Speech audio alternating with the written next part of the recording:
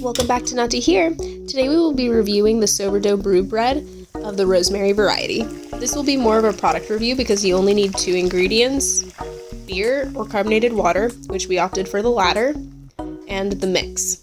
It's all pre-packaged, so all you have to do is add the carbonated water with the mix and then stir by hand.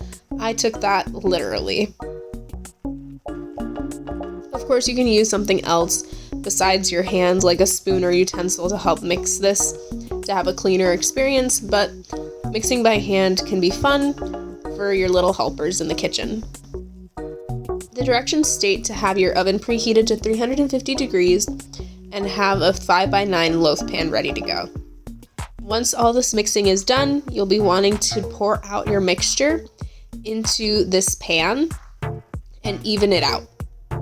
Use this little doohickey to help me get out all the mixture that I can into the loaf pan. Once that's done, we'll bake our loaf pan for about 45 minutes, and because I wanted a golden buttery crust, I added 2 tablespoons of melted butter on top of the loaf and then baked for an additional 5 minutes.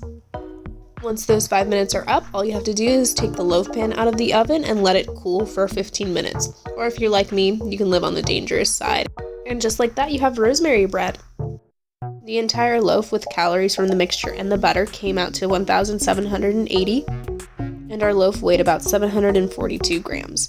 So this is about 2.39 calories per gram. So the calories per gram, the taste, and the simplicity of making the bread was great. Definitely picky eater approved. Thank you all so much for watching, and don't forget your bite.